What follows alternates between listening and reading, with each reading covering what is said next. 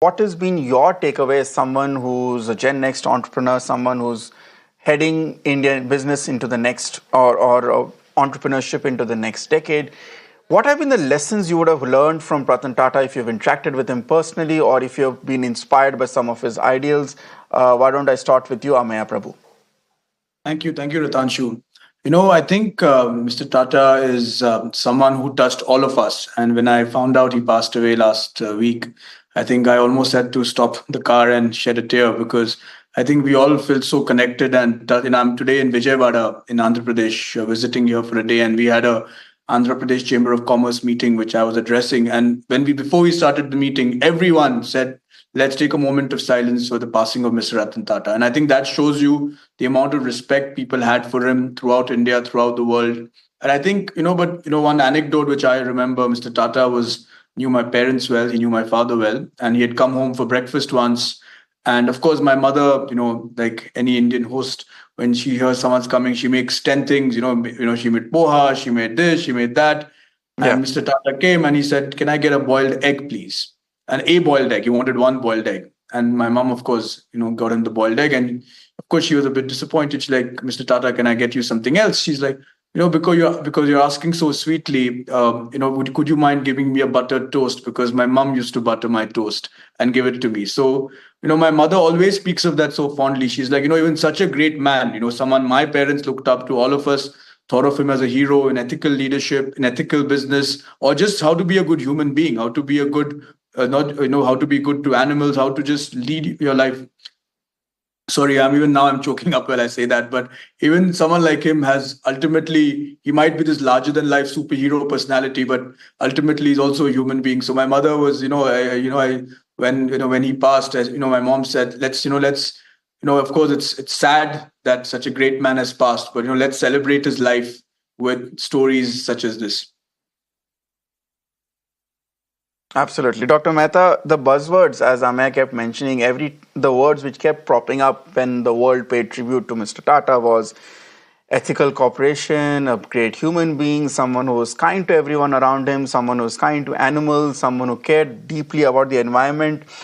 In an era where ESG and sustainability have become such artificially generated buzzwords for corporates here, here's Mr. Tata who laid the way for us long before we realized our Indian corporates understood the importance of going down this path. Yes, so Mr. Tata was not just an individual. Literally, he's an institution. I think he exemplified the best of India in not just one respect, but if you look across the spectrum, I think for many of us who grew up post independence, we were always looking at the heroes of the past. And here was Mr. Tata, larger than life, but at the same time, very human, very accessible, very available, and thinking of India above all else. He, of course, has the business side of him, which was all of the fantastic things that he did. Again, breakthrough innovations, whether it's the automotive industry, whether it's engineering. I mean, his presence was across all major sectors of the economy. And what he built was not just companies, he built institutions which are really going to be there for a very long time, and not just in India, but really take the flag of India all around the world. That was one part of him. But I think the most important part that he taught all of us in business was really that as business persons, he was the custodian of for the next generation.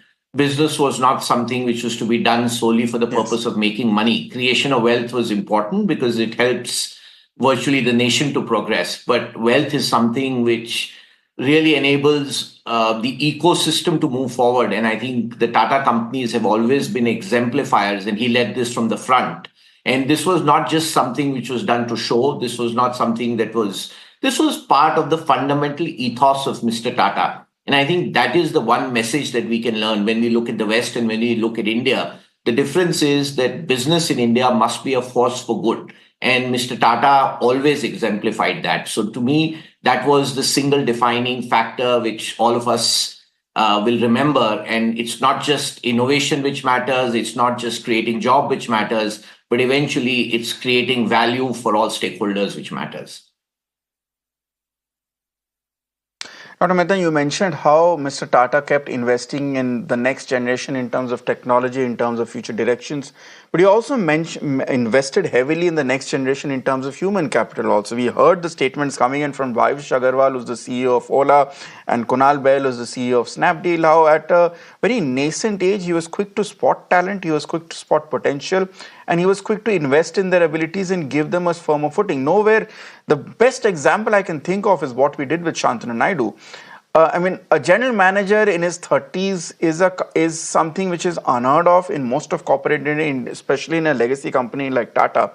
But that close personal friendship which Mr. Tata built with Mr. Naidu, starting from investing in a startup which had a heart about reaching out to senior citizens, to a point where he was made the general manager at such a young age. This definitely is a lesson for corporate India, that you don't necessarily have to look at a candidate's experience in order to give him the position which he or she may deserve out of sheer merit. Absolutely. It's ultimately the people who matter. And I think Mr. Tata understood this better than anybody else, whether it was a large corporate where when he came in, he got a whole new set of people, which then became the long-term inheritors of those companies, to young startups, many of whom you spoke about today, who are the young people that he encouraged, to all of the corporate executives. And I think his reach was more. I live in Pune, and if you speak to somebody in Tata Motors or any of the Tata Group companies, normally in a company of 20,000 people, the founder or the owner will not have a connect with each and every person, but everybody uniformly felt that Mr. Tata was part of their family. So here was a senior family member, whether you are a young associate in the company or you're a CEO in the company.